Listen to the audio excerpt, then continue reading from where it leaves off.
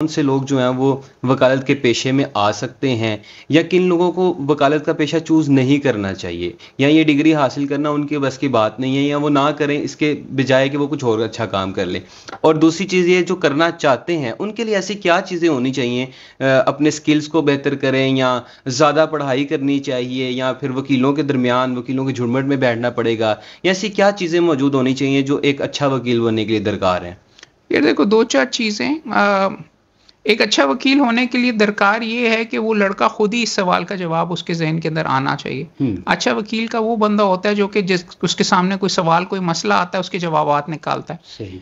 तो अच्छा वकील इस तरीके से सोचता है कि अच्छा यार, वकील करने के लिए क्या-क्या चीज़ है। अच्छा वो वकील बोलता है तो मुझे बोलना आना चाहिए, वकील लिखता है तो लिखना आना चाहिए, वकील के सामने मामलात आते हैं उससे एक मुकदमा बनाता है तो वो आना चाहिए, वकील किताबें पढ़ता है और उसमें से कानून निकालता है तो पढ़ने की भी मेरे पास एबिलिटी होनी चाहिए। और ये सारी की सारी चीज़ें वकील में एबिलिटी होनी चाहिए कि जाके किसी से बात करके अपने फेवर के अंदर जो भी डिसाइड करना है उसको कन्विंस भी कर सके। Yes, right. ठीक है। तो अच्छा आपको मैंने एक डेमोन्स्ट्रेट करके दिखाया कि एक अच्छे वकील के अंदर क्या होता है। वो प्रॉब्लम लेके उसको टुकड़ों में तोड़ के सही, उसको इस तरह करता है। ठीक। किन लोगों को वकालत नहीं करनी चाहिए? बेईमान लोगों को वकालत नहीं करनी चाहिए, क्योंकि सब दुनिया के सबसे ईमानदार लोगों का ये है, मगर इसके अंदर बेईमान लोग भी बेशुमार अब आ चुके हैं। सही। डिग्रियां खरीदने वाले भी बेशुमार आ चुके हुए हैं और वो करने के लिए उनका ये ख्याल है। एक ज़माने में ये भी बात होती थी जिससे कुछ और नहीं हुआ उसने वकालत कर ली, मेडिकल नहीं हुआ वकालत कर ली, सीएसएस के लिए नहीं बैठे रहे, नहीं क्वालिफाई कर लिए वकालत कर ली। उस लिहाज से ये प्रोफेशन अकोमोडेट तो कर देता है स्किल सेट वगैरह के लिए। लेकिन अगर आपने इस प्रोफेशन के अंदर एक्सेल करना है तो इसके अंदर आपको अपनी पूरी ज़िंदगी और अपना खून देना पड़ता है। एग्ज़ैक्टली। और आपके स्किल सेट्स वगैरह, फिर मैं कह रहा हूँ कि मेरे अंदर 60% स्किल सेट थे, 60% नहीं थे। जी। मेरे से नहीं बोला जाता था, हुँ, मेरी टांगें कांपती थी। अंग्रेजी लेवल के ऊपर था, उर्दू में मैं वह करके उर्दू बोलता था बर्गर अंदाज के अंदर। हुँ, अब मैं आपके सामने फर बोल रहा हूँ। सही।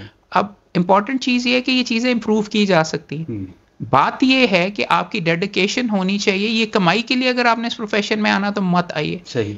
अगर आपने इंसाफ देने के लिए या प्रॉपर करने के लिए अपनी ज़िंदगी को कोई मकसद देने के लिए आना है तो ज़रूर आइए, इससे बेहतर कोई है नहीं। ये इबादत के दर्जे की चीज़ है। बिल्कुल। अल्लाह की एक सिफ़त है अल वकील। हुँ, राइट। सो मेरे नज़दीक this is the greatest profession there is.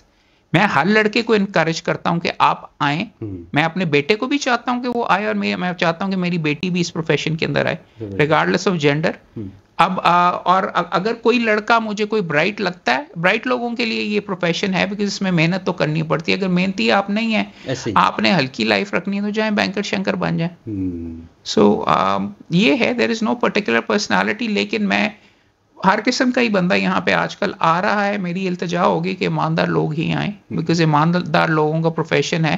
ख़राब आने वाले, वायलेंस करने वाले, डन करने वाले, प्रॉपर्टियों के ऊपर कब्ज़े करने वाले, वो इस प्रोफेशन में ना ही आएँ बिकॉज़ इस प्रोफेशन को वो तबाह कर रहे हैं।